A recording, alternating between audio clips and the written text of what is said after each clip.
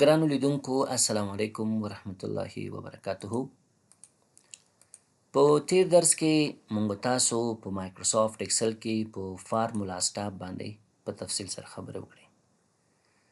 دغه په تعقیب بل ټاب چې مونږ سره دی په نوم د ډیټا ټاب یادېږي. د ډیټا ټاب اولین برخه چې ده په نوم د ګیټ اینډ ټرانسفر ډیټا یادېږي. که چیرې مونږ وغواړو مایکروسافټ ایکسل ته بلټن ډیټا امپورټ کو. بلټن ډیټا نه مطلب زما څه شي دی. که چیرې تاسو سره په ایم اس اکسس کې چې د یو ډیټابیس پروګرام دی هلته یو ټیبل کې ډیټا موجود اوسي، وغواړئ ایکسل پروګرام ته دا راوړئ. که چیرې تاسو سره په نوټ پټ فایل کې ډیټا پرته اوسي، که چیرې تاسو سره په مای اسکیول کې ډیټا موجود اوسي، که چیرې تاسو سره په اسکیول سرور کې ډیټا موجود اوسي، که چیرې تاسو سره په پی ډي اف فایل کې ډیټا موجود اوسي، او یا هم تاسو وغواړئ د یو ویب سایټ د یو مشخص پیج څخه تاسو ایکسل پروګرام ته ډیټا امپورټ کړئ، نو د دې کارونو د ترسره کولو لپاره موږ تاسو د ګیټ اینډ ټرانسفر ډیټا مربوطه کمانډونه چې تاسو ګورئ د دې څخه استفاده کوو. دې نه مخکې چې موږ تاسو په دې کمانډونو باندې پریکټیکل کار وکړو، غواړم یو بل شی تاسو ته مشخص کړم او د هغه په باره کې معلومات درکړم. که چیرې تاسو وغواړئ مایکروسافټ ایکسل ته یو ډیټا امپورټ کړئ او په هغه کې یو څه تغییرات راوړئ، نو یعنې تاسو غواړئ هغه ډیټا د یو حالت څخه ټرانسفر کړئ بل حالت ته او هغه نه وروسته یې ایکسل پروګرام ته امپورټ کړئ. نو د ډیټا د ټرانسفر کولو لپاره موږ سره په مایکروسافټ ایکسل کې یو بل ټولز دی په نوم د پاور کیوري ایډیټر. نو د دې ډیټا د ټرانسفر کولو لپاره د ایډیټ کولو لپاره موږ د دې کمانډ څخه استفاده کوو. یعنی بیا هم غواړم تکرار کړم، که چیرې تاسو غواړئ ایکسل پروګرام ته یو ډیټا امپورټ کړئ او هغه تاسو د یو حالت څخه بل حالت ته ټرانسفرم کړئ، نو د ټرانسفر کولو لپاره موږ او تاسو د مایکروسافټ ایکسل د یو ټول څخه چې په نوم د پاور کیوي ایډیټر یادېږي دغه څخه استفاده کوو چې په دې باندې وروسته موږ تاسو خبرې کوو. نو د ډیرو خبرو څخه تیریږم، راځم په اول مثال کې تاسو سره فرام ویب باندې کار کوم. داسې فکر وکړئ تاسو سره ویب سایټ دی، غواړئ د هغه ویب سایټ څخه یو مشخص ټیبل یا یو مشخص ډیټا ایکسل پروګرام ته امپورټ کړئ، نو د فرام ویب کمانډ څخه موږ استفاده کوو. لکه څنګه زه راځم ګوګل کروم خلاصوم، دلته راځم لیکم www.mohi.gov.af. دا د افغانستان وزارت تحصیلات عالی رسمي سایټ دی، دلته سمځم. دا مې خلاص کو، تاسو وګورئ دا زه اول پښتو ته اړوم، پښتو ته مې چې واړو راځم دلته موږ سره مختلف ټابونه دي. نو راځم پوهنتونونو ته، دیز کې دولتي تحصیلي بنسټونه انتخابوم. یعنې موږ ته د افغانستان مربوطه څومره دولتي پوهنتونونه چې دي د هغه لیست ماته دلته ښیي. تاسو وګورئ دا هغه ټیبل دی. اوس داسې فکر وکړئ تاسو دغه ډیټا غواړئ ایکسل پروګرام ته امپورټ کړئ، دې ځینې کاپي کې هلته پیسټ کړئ. یو طریقه خو دا ده چې تاسو دا ډیټا داسې سلیکټ کړئ، یا په دې شکل یا په دې شکل، مقصد دا ډیټا سلیکټ کړئ. داسې ګورئ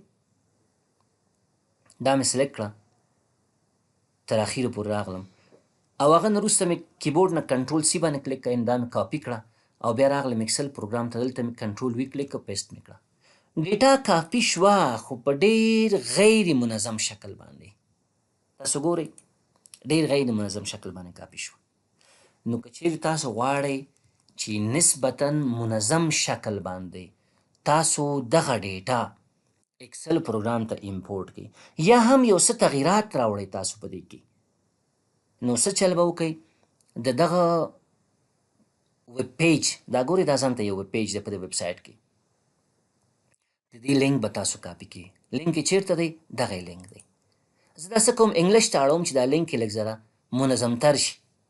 انګلیش مې واغست، دا یې لینک شو، دا ګورئ تاسو دا مې څه چلو کو کلیک مې وکړ کنټرول سی مې کلیک کړ کاپي مې کو یا رائټ کلیک کاپي یا کنټرول سی مشکل نشته دی کاپي مې کو هغه نو وروسته راغله مایکروسافټ ایکسل ته دلته چې راغلی ګورې موږ سره دلته یو کمانډ دی فرام ویب په دې باندې به کلیک وکړئ په دې چې موږ کلیک وکړو نو تاسو سره به یو بل پیج خلاص شي دې ځای کې به تاسو هغه یو آر ایل یا کم انټرنیټي ادرس چې کاپي کړی هغه به پیسټ کړئ کیبورډ نه به کنټرول وي باندې کلیک کړئ دا به پیسټ شي هغه نه وروسته به تاسو اوکې باندې کلیک وکړئ البته یو شي ته متوجه اوسئ چې د دې کار د ترسره کولو لپاره تاسو باید انټرنیټ ته لاسرسی ولرئ بغیر د انټرنیټ نه نه کیږي د نه وروسته ما ته یې لږ زره معلومات راکړه چې دغه ډیټا چې تاسو کاپي کوئ د دغه ویب سایټ مربوط کیږي زه ورته کنیکټ شه دې سره کنیکټ باندې چې کله تاسو کلیک وکړو نو ستاسو د اکسل پروګرام او د هغه ویب سایټ د هغه مشخص ټیبل ترمنځ به یو کنیکشن جوړ شي دا د تاسو ګورئ د هغه ویب سایټ د هغه مشخص ټیبل ترمنځ او زموږ د مایکروسافټ اکسل ترمنځ یو کنیکشن جوړ شو نو هغه ځای کې چې څومره ټیبل وي هغې ما ته راوست ما ته وایي دلته یو ټیبل تا سره موجود دی پر ټیبل باندې کلیک وکړه دغه ټیبل ډیټا ما ته ښیي تاسو ګورئ څومره ډیټا چې ورته ویلی ما ته وښودله که چیرې تاسو ته هغه د ایچ ټي ایم ایل کوډ پکار دی کوډ هم کتلی شئ داسې کې وګورئ دا هم تاسو کولی شئ راوړئ اکسل پروګرام ته نه ما ته ورته وایم چې یاره ما ته ایچ ټي ایم ایل کوډ نه دی پکار ما ته ټیبل پکار دی دغه ټیبل ویو دی موږ سره که چیرې تاسو غواړئ چې هغه ویب پیج ګورم دغه ډیټا د کم پیج مربوط کیږي ویب ویو باندې کلیک وکړئ تاسو نو تاسو وګورئ هماغه مشخص ځای چې مونږ یې ادرس کاپي کړی هغه یې ما ته وښودو تاسو پام دی نو زه بیا راغلم ټیبل ویو ته ورته وایم چې یاره ما ته دغه ټیبل پکار دی او دلته راځم لوډ ته چې کله راغلی ګورئ دلته دوه کمانډ مونږ سره یو مستقیم لوډ دی یو لوډ ټو دی که چیرې دا ډیټا تاسو مستقیم اکسل پروګرام ته راوړلی نو لوډ باندې کلیک وکړئ او که چیرې تاسو وایئ چې لوډ ټو نه دې شیټ کې نه دا موجوده شیټ کې دا ډیټا زه په شکل د ټیبل نه غواړم دا په شکل د پرایویټ چارټ غواړم یا په شکل د چارټ غواړم یا بل شیټ ته انتقالوم نو بیا به تاسو لوډ ټو انتخابوئ دې ته متوجه اوسئ او که چیرې تاسو وایئ چې نه دې نه مخکې چې دا ډیټا زه اکسل پروګرام ته امپورټ کړمه غواړم دې کې څه ټرانسفرمیشن راوړم یو کالم کم کم یو کالم زیات کم یو را ډیلیټ کم عنوان ته ورکم د دې کارونو د ترسره کولو دپاره یعنې د ایډیټینګ دپاره د ټرانسفرمیشن دپاره موږ باید ټرانسفورم ډیټا کمانډ څخه استفاده کوو کله چې تاسو ټرانسفورم ډیټا باندې کلیک وکړئ نو تاسو ته پاور کیوري ایډیټور خلاصیږي د مایکروسافټ اکسل چې دا یو ایکسټرا ټولز دی په مایکروسافټ اکسل کې یو اضافي پروګرام دی چې د مایکروسافټ اکسل سره کار کوي هغه خلاصیږي او په هغه کې تاسو خپل ډیټا ایډیټ کوئ هغه نه وروسته بیا تاسو اکسل پروګرام ته لوډ کوئ نو دې باندې وروسته موږ خبرې کوو اوس دپاره څه کوم لوډ انتخابم لوډ باندې چې تاسو کله کلیک وکړو هماغه ډیټا زموږ ستاسو مایکروسافټ اکسل ته امپورټ کیږي او زموږ او ستاسو د اکسل فایل او د هغه ویب سایټ د هغه انټرنیټي صفحې ترمنځ یو کنیکشن جوړیږي نو تاسو وګورئ هغه ډیټا چې مونږه مخکې هم کاپي کړی و پیسټ کړی و په هغه شکل منظم تره وه که په دې شکل منظم تره په دې شکل منظم تره ده نو تاسو وکتو مونږ د یو انټرنیټي ادرس څخه د یو ویب سایټ څخه د یو مشخص پیج یا د مشخص ادرس ډیټا اکسل پروګرام ته څه کړه امپورټ کړه نو دلته تاسو دې خوا ته وګورئ کیوري ان کنیکشن په نامه یو راغلی بخش راغلی یو ټاپ باندې موږ سره راغلی دی دلته ګورئ تاسو دلته موږ ته ښیي چېرې ستاسو د کوم فایل سره کنیکشن ما ته وایي دلته یو فایل دی یو ټیبل دی په نوم د ټیبل 1 دې کې تقریبا 240 راز دي چې ستا اکسل پروګرام ته لوډ شوي دي د دوی ترمنځ ستاسو کنیکشن جوړ شوی دی اوس که چیرې دلته تاسو وګورئ دې ځای کې دغه زموږ ټیبل چې موږ کم امپورټ کړی عنوان نه لري دلته باید قانونا سیریل نمبر ولیکل شي دلته باید یونیورسټي نیم ولیکل شي دا نشته دی تاسو پوه شئ په خبر باندې اوس که چیرې دا تاسو وغواړئ ایډیټ یې کوئ په څه کې ایډیټ کوئ مونږ تاسو مخکې خبر کړی و په دې باندې پاور کیوري ایډیټر په نامه باندې یو کمانډ موږ سره ګورئ ډیټا ټیب ته چې تاسو راشئ ګیټ ان ټرانسفر ته چې راشئ دلته وګورئ لنچ پاور کیوري ایډیټر په نامه باندې نو د دې ډیټا د ایډیټ کولو دپاره به تاسو راشئ دې ټیبل باندې به داسې موز ونیسئ چې کله موز ونیو خو دلته تاسو ته اضافه معلومات درکوي د ټیبل په باره کې چې تاسو انتقال کړی عنوان نه لري ګورئ هیډر را نه لري نو که چیرې تاسو غواړئ دا ایډیټ کړئ نو دلته به تاسو په دې ایډیټ کمانډ باندې کلیک وکړئ چې په ایډیټ کمانډ باندې مو کلیک وکړو تاسو دغه ایکسټرا ټول چې په مایکروسافټ ایکسل کې استعمالیږي په نوم د پاور کیوري ایډیټر یادیږي مخکې مې تاسو ته معلومات درکړه هغه خلاص شو تاسو پوه شئ په خبر باندې دې ځای کې تاسو ګورئ د رایټ سایډ کې دلته ماته د ټیبل په باره کې معلومات راکوي ستا څو ټیبل انتقال کړي یا د ټیبل نوم چې دی ټیبل 1 دی بعضې وخت کې چې کوم موږ یو د انټرنیټي ادرس څخه معلومات یا ډیټا ایکسل پروګرام ته امپورټ کوو هغه کې مور دین 1 ټیبل ټیبل 1 ټیبل 2 ټیبل 3 نو کوم ټیبل چې تاسو ایډیټ کوئ دغه نوم دلته راځي دې ځای کې کوم سټپس چې موږ په دې باندې اپلای کړي په ټیبل باندې هغه راځي دلته اوس ګورئ اوس بعضې نوي سټپس موږ نه دي دا خو مخکې نه تیار امپلیمنټ شوي سټپس دي نور سټپونه موږ نه دي امپلیمنټ کړي کوم سټپونه امپلیمنټ شوي اول سورس انتخاب شوی دی د یو انټرنیټي ادرس څخه ډیټا څه شوې دلته امپورټ شوې ده د هغه نه وروسته ایکسټراکټډ ټیبل فرام ایچ ټي ام ایل د یو ایچ ټي ام ایل پیج څخه ډیټا ایکسټراکټ شوې دلته انتقال شوې ده او د هغه ټایپ هم چینج شوی دی تاسو پوه شئ په خبر باندې اوس دې کې زه یو څه تغیرات راوړم تاسو وګورئ هغه سټپ دلته امپلیمنټ کېږي څنګه تغیرات راوړم دلته تاسو څه ګورئ دغه ټیبل چې دی زمونږ هیډر نه لري یعنی ټیبل عنوان نه لري زه په دې اول کالم ډبل کلیک کوم دا رینیم کوم لیکم چې سیریل نمبر اس نمبر مته ولیکو دې خو وروسته د بل کالم باندې ډبل کلیک کوم دې ته نوم لیکم چې یونیورسټي نیم دا مې ولیکو تاسو پوه شئ په خبر باندې نو اوس کوم سټپ چې موږ دلته امپلیمنټ کړه هلته ماته ښي ګوره وایي تاسو چل وکړو دغه ټیبل هغه کم کالمونه چې دي هغه تا رینیم کړو دا سټپ نه غواړي ته ختمول غواړي دا سټپ په دې کراس سمبول چې په دې کلیک وکړئ هغه سټپ به ختم شي ختم شو که ختم نه شو بالکل ختم شو نو زه چل کوم په دې باندې ډبل کلیک کوم بیرته دلته لیکم اس نمبر او دې خوا ته په دې ډبل کلیک کوم دلته نوم لیکم چې نوم عنوان ته ورکوم یونیورسټي نیم د هغه نه وروسته تاسو چې خپل ډیټا ایډیټ کړه نور څه کارونو ته تغییرات ته ضرورت نه و تاسو په څه چلو کې لاړ به شئ کلوز ان لوډ باندې به کلیک وکړئ صحیح شوه هغه ډیټا چې کوم تغییرات تاسو راوستي هغه په دې کې امپلیمنټ شي او ستاسو ایکسل پروګرام ته به اپډیټډ ډیټا راشي تر اوسه پورې ډیټا لوډ شوې نه ده ګورئ لوډینګ ډیټا نو تاسو څو ګورئ یو دقیقه یا 2 دقیقې وروسته به ستاسو دغه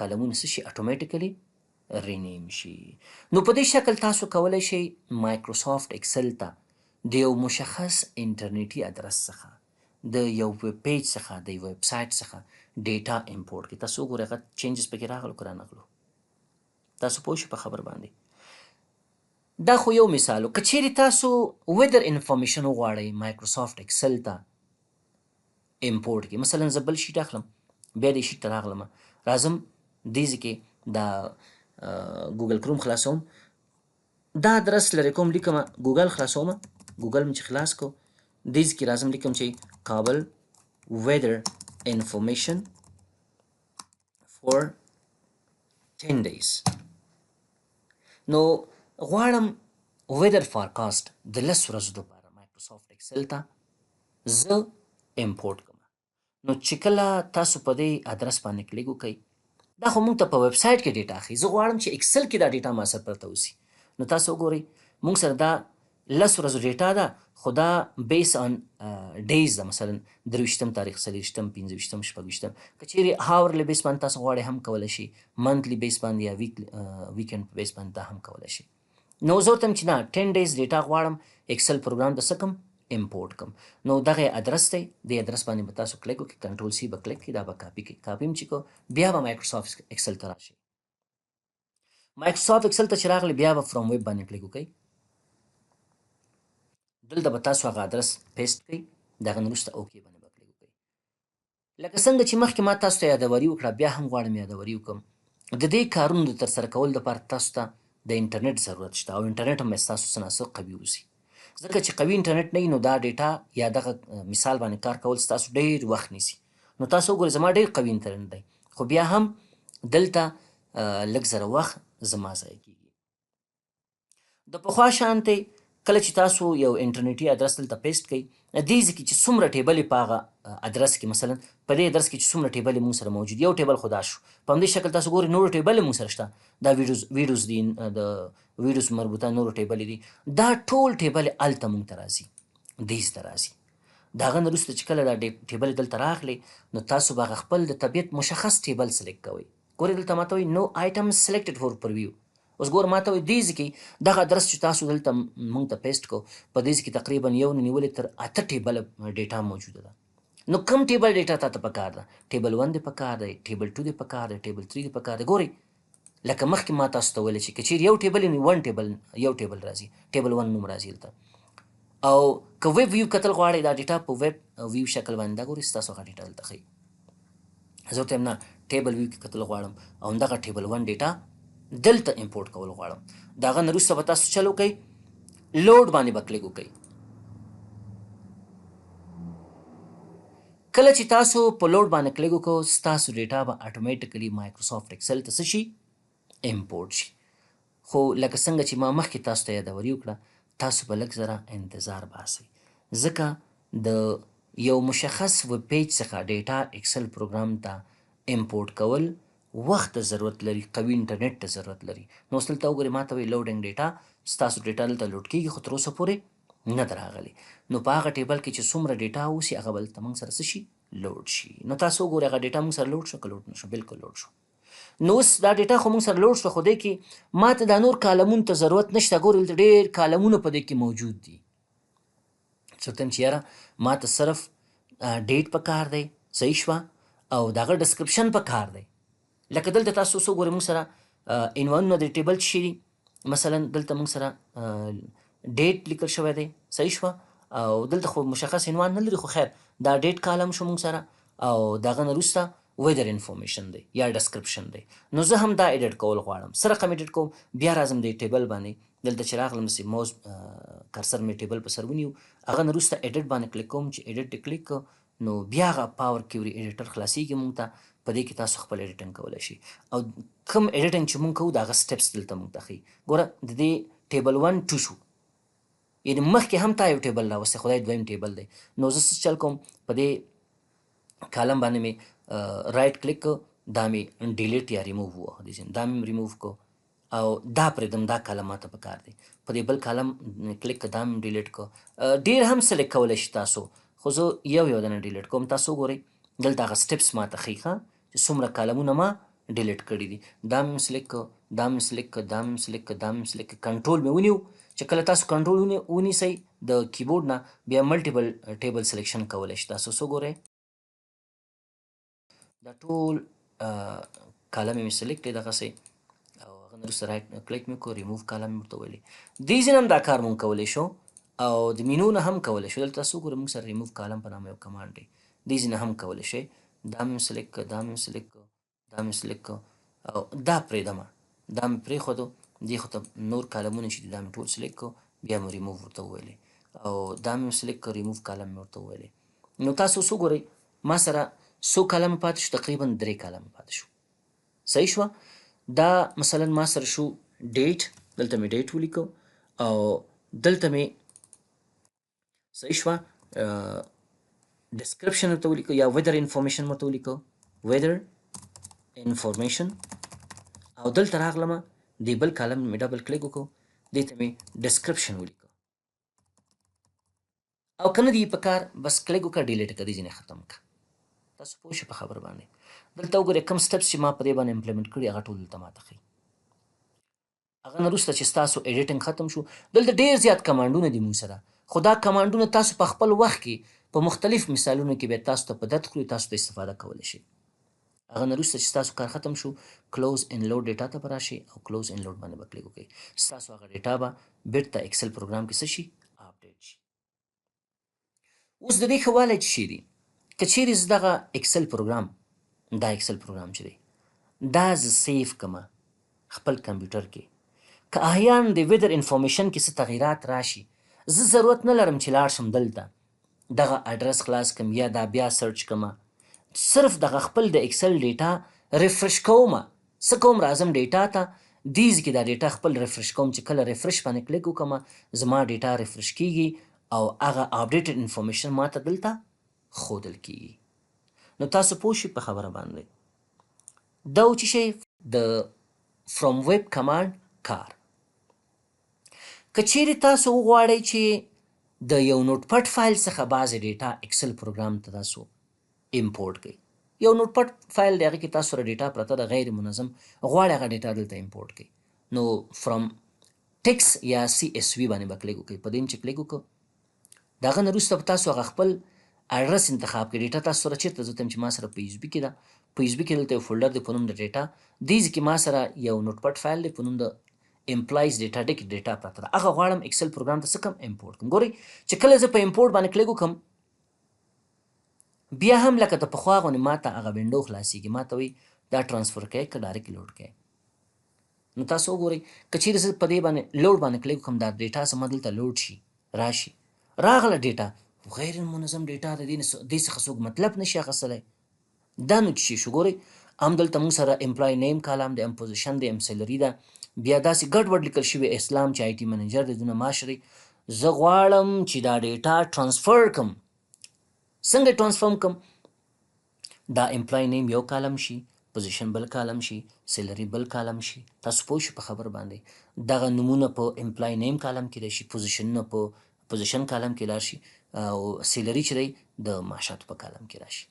نو بیا څه چل کوم بیا په همدې ډیټا باندې کلیک کوم د ټیبل باندې د ټیبل سر ته راځم او دغه نه وروسته ایډیټ باندې کلیک کوم.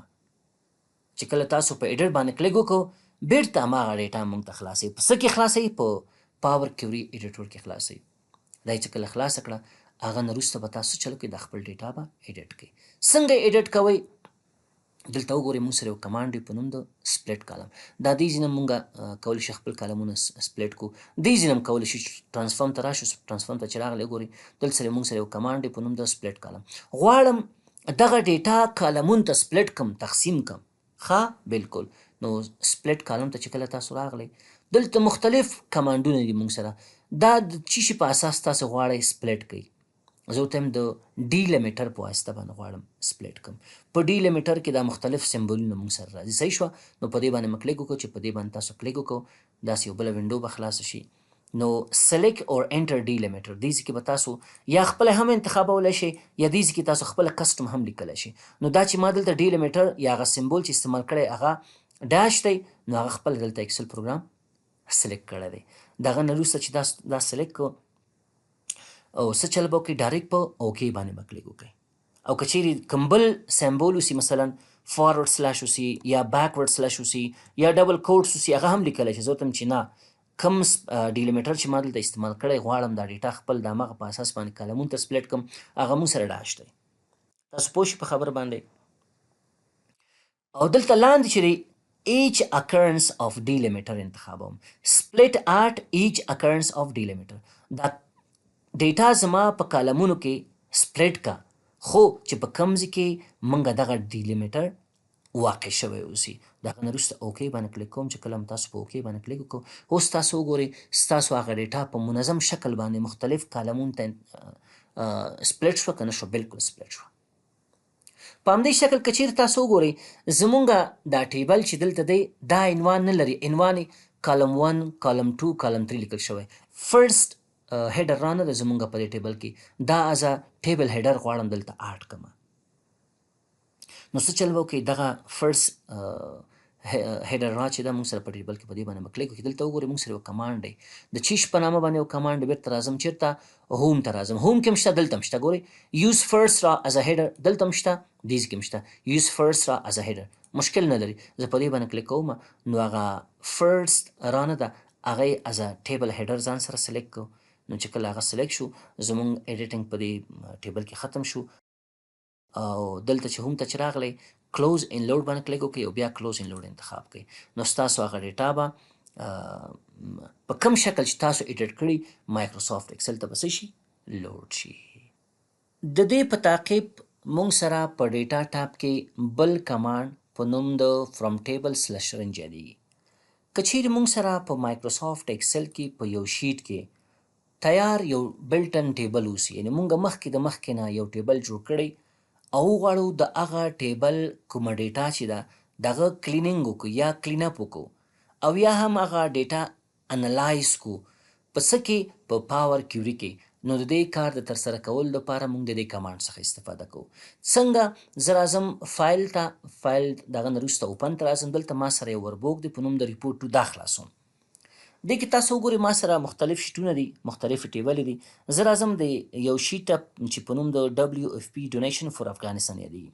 دې کې ما سره 4 کالمه دي، پروینس کالم دی، ډسټرکټ کالم دی، نمبر اف فیملیز دی او اماونټ پیډ دی.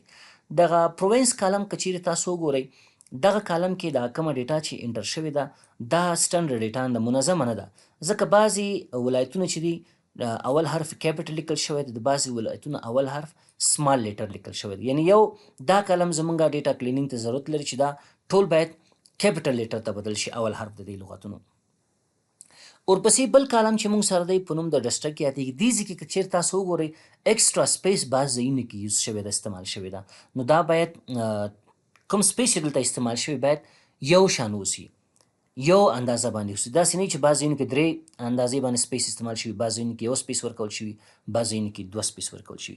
اوس که چیرې تاسو غواړئ دغه ډیټا کلین کړئ او دا د څه د طریق نه کلین کړئ، د پاور کیوري د طریق نه، او دغه نه وروسته بیرته ټرانسفر کړئ تاسو مایکروسافټ اکسل ته یو نوي شیټ ته او هغه ته نوم ورکړئ اپډیټډ ټیبل یا اپډیټډ ډیټا.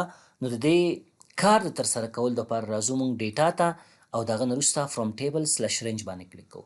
کله چې تاسو په دې باندې کلیک وکړو ستاسو هغه ډیټا اټومیټیکلی خپله سلیکټ کیږي دغه وینډو کې. او یو بل کمانډ چې په نوم د مای ټیبل هز هیډرز دا خپله انتخابي. که چیرې ستاسو ټیبل هیډر ولري انتخاب کړئ، که ونه لري دا مه انتخابوئ.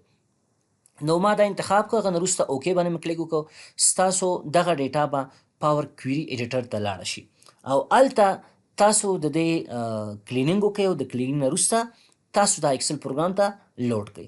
نو وګورئ دلته زه راځم اول څه کار کوم، دغه پرووینس کالم نه دی د ډیټا کلینینګ کوم. څنګه کلینینګ کوم؟ دغه لیکل چې دی ټول یو کیس ته بدلوم. نو د دې کار ترسره کولو دپاره زه راځم ټرانسفر ټاب ته او دغه نه وروسته څه کوم فارمټ راځم. دا یو ځل ټول اپر کیس ته یا لوور کیس ته بدلوم. مثلا ما دا ټول اپر کیس ته بدل کړ. دغه نه وروسته بیا فارمټ ته راځم کیپټلایز ایچ ورډ ورته انتخابوم. نو تاسو وګورئ دغه ټول لغتونه چې دي اول حرف څه شو؟ کیپټل شو، یعنی یو شان شو. بل ډسټرکټ ته راځم. ډسټرکټ کې موږ څخه زیات سپیس استعمال شوی دی. د سپیس د لرې کولو لپاره بیا هم ټاب ته راځم، البته د پاور کیوري ایډیټر هم ټاب ته راځم. دغه نه وروسته راځم ریپلیس ویلیوز ته. ریپلیس ویلیوز مې چې انتخاب کو دلته ورته وایم چې وروره ویلیوز یا ویلیو ټو فایند څه ورته ورکوم؟ 2 سپیسو ته ورکوم. ورته وایم که چیرې دلته ما څخه کوم ځای کې 2 سپیس استعمال شوی هغه یو ته ریپلیس کا او دغه نه وروسته اوکې باندې کلیک کوم. وګورئ بعض ځایونه جوړ شو، خو بیا هم ریپلیس ویلیوز ته راځم. زه ورته وایم چې بعض ځایونو کې کیدای شي ما څخه 3 سپیس استعمال شوي. ګورئ دلته 1 2 3 سپیس مې ورته ورکړو او دغه نه وروسته ریپلیس ویت کې یو سپیس مې ورکړو. ورته دا څه وکړه، دا 3 سپیس یو سپیس ته بدل کړه. اوکې مې کلیک وکړو.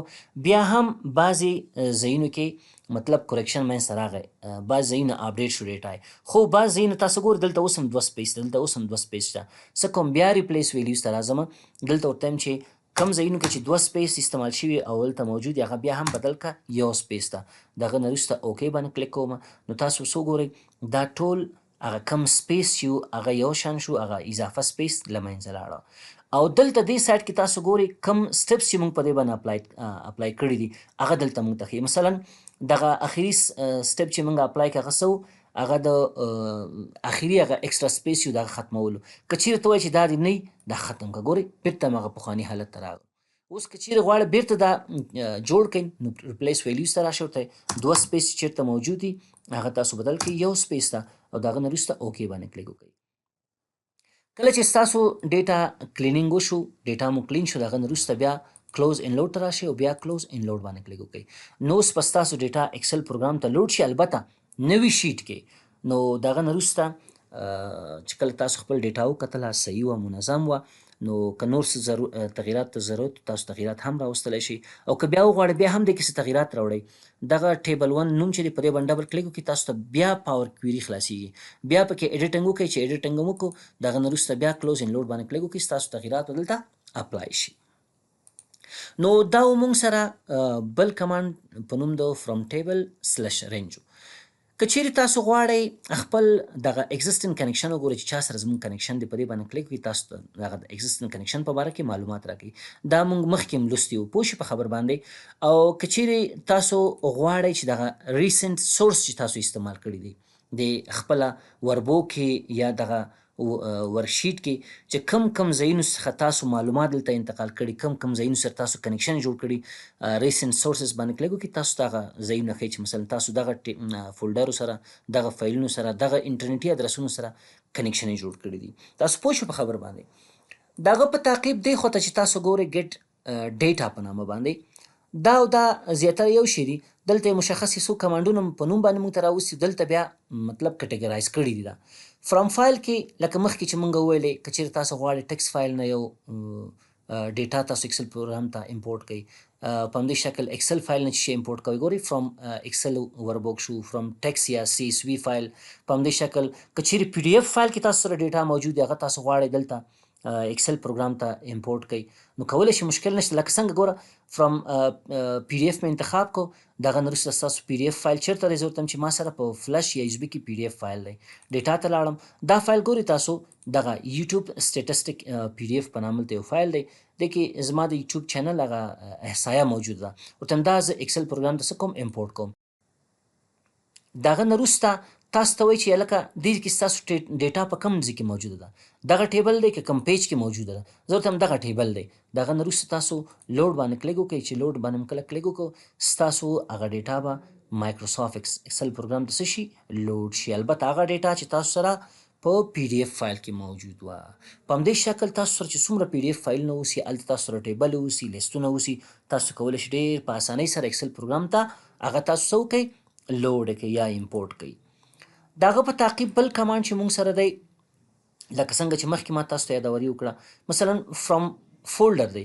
که چیرې تاسو سره په یو فولډر کې څو فایلونه موجود اوسي او تاسو وغواړئ چې هغه کمباین کړئ، تاسو سره یو فولډر دی، په هغه کې 2 ایکسل فایلونه دي، د 2 مختلفو کلونو ډیټا پکې موجوده، تاسو دواړه غواړئ کمباین کړئ، یو ځای کړئ، نو تاسو د دغه کمانډ د طریق نه کولی شئ هغه کمباین کړئ. لکه څنګه ګورئ زه څه کومه، دا وربوک هم کلوز کومه، دا وربوک هم کلوز کومه، صحیح شوه، ډونټ سیو مې ورته ویلې، سر نه مې ایکسل فایل خلاص کړه، صحیح شوه.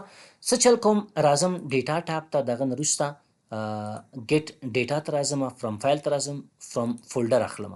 فولډر مې چې واخیستو، دلته به تاسو هغه د خپل فولډر هغه ځای مشخص کوئ چې ستاسو ډیټا په کوم ځای کې موجود ده. زه ورته وایم په فلش کې ډیټا فولډر کې، دلته ما سره دغه فولډر دی، دې کې د 2022 یا 2023 ډیټا ده، د چی شي، د کاسپرسکای انټي وایرس انټرنیټ سکیورټي سیلز ډیټا ده، د فروشاتو معلومات دي.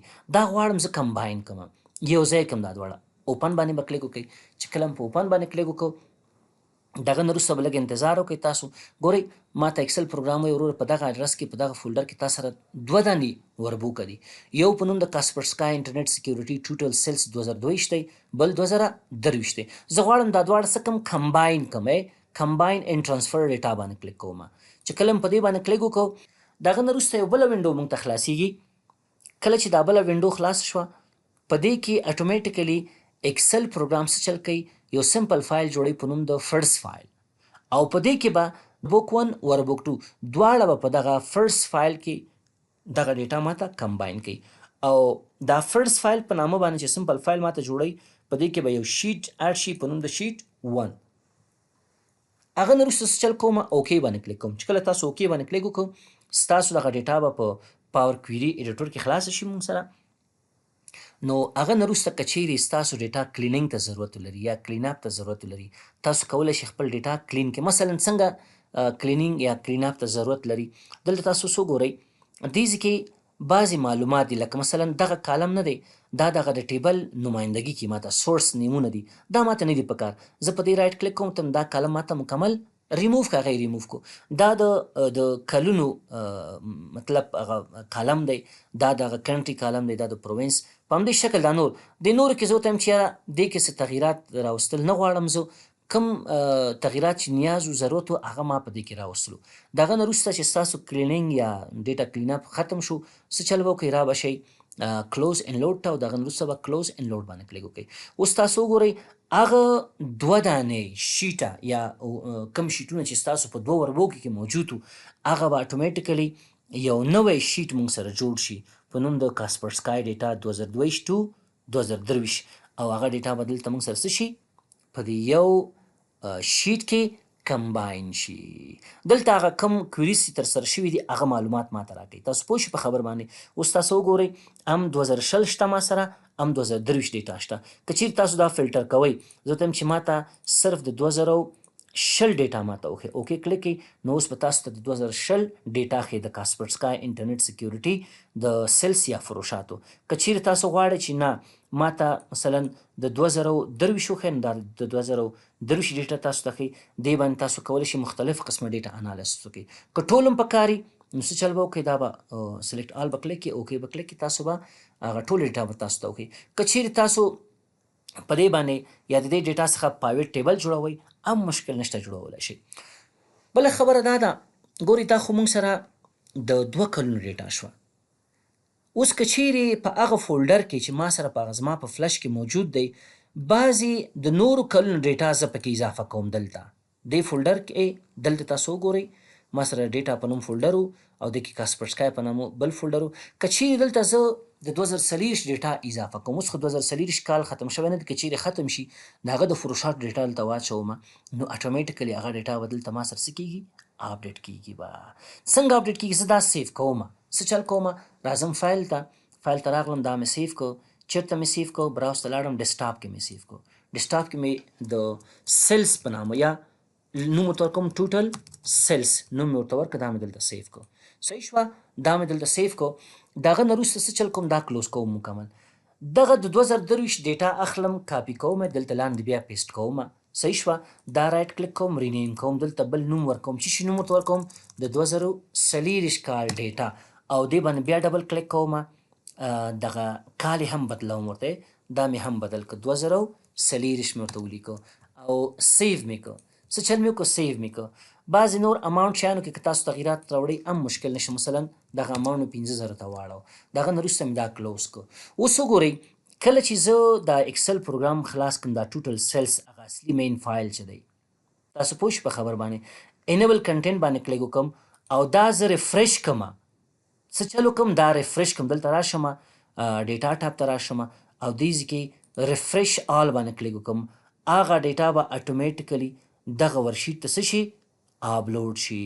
تاسو به لږ زره صبر وکړئ زه څه چل کوم نو تاسو وګورئ دغه ډیټا اټومیټیکلی دلته اپلوډ شو که اپلوډ نه شو اپلوډ شو بالکل اپلوډ شو. که چیرې بل فایل دی کې جوړ شي مثلا د 15 جوړ شي هلته تاسو بیا هغه بل فایل جوړ کړئ خو البته شرط دا دی چې هغه فارمټ شي یعنې یو شی اوسي. مثلا دا کالم فارمټ شو پکې یا رام فارمټ دا کوم شی چې موږ جوړ کړی دا باید یو شی اوسي. نو تاسو ولیدو د دې کمانډ هغه ښه والی او د استفادې ځای چې دا کله کوم ځای کې موږ استفاده کوو. دغه نه وروسته راځم بیا ډیټا ټاب ته بیا ګیټ ډیټا ته راځم.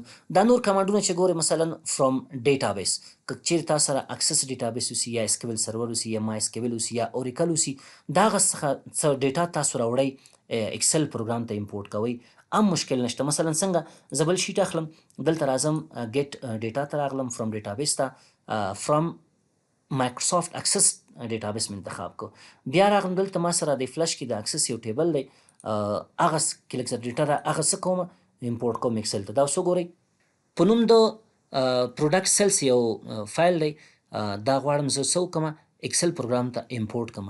امپورټ باندې مې کلیک وکړو چې کله تاسو امپورټ باندې کلیک وکړو ستاسو او د اکسس پروګرام ترمنځ یو کنیکشن جوړیږي او هغه نه وروسته ستاسو ته وایي چې کوم ټیبل کې ستاسو ډیټا ده. کیدای شي ډېرې ټیبل اوسي زه ته هم دغه ټیبل کې زما ډیټا ده نو هغه نه وروسته به تاسو مستقیم لوډ باندې به کلیک وکړئ مستقیم به هغه اکسس پروګرام ته تاسو ته څه شي امپورټ شي. که تاسو هغه کې څه کلینینګ کوئ مشکل نشته کلینینګ هم کولی شي خو ما مستقیم دا څه کړه امپورټ مې کړه. په همدې شکل ډیټا ټاب کې مختلف نور کمانډونه دي مثلا فرام ازر که چیرې مایکروسافټ ازر څخه مثلا اسکیول ډیټابیس چې په مایکروسافټ ازر کې سرور شوی د هغه څخه څه ډیټا تاسو اکسل پروګرام ته امپورټ کوئ یا فرام انلاین سرویسز مثلا تاسو غواړئ چې مثلا د شیر پوینټ څخه یو انلاین سرویس پروګرام دی دغه څخه امپورټ کوئ ایکسل پروګرام ته یا فرام مایکروسافټ ایکسچینج په همدې شکل نور یا د نورو سورس څخه مثلا فرام ویب څخه چې موږ تاسو خبرې پې وکړئ په همدې شکل مختلف نور سورسز دي موږ سره. نو که چیرې تاسو غواړئ مثلا دغه ډیټا پاور کویری ایډیټر چې دی هغه تاسو لنچ کې داسې هم کولی شئ ډایرکټ په دې باندې کلیک کړئ لنچ پاور کویری ایډیټر یا داسې هم کولی شئ په ټیبل باندې ډبل کلیک وکړئ هغه تاسو ته خلاصېږي. تاسو پوه شئ په خبر باندې. نو دا هغه مهم او اساسي کمانډونه چې د ګیټ ان ټرانسفر ډیټا مربوط کېدله.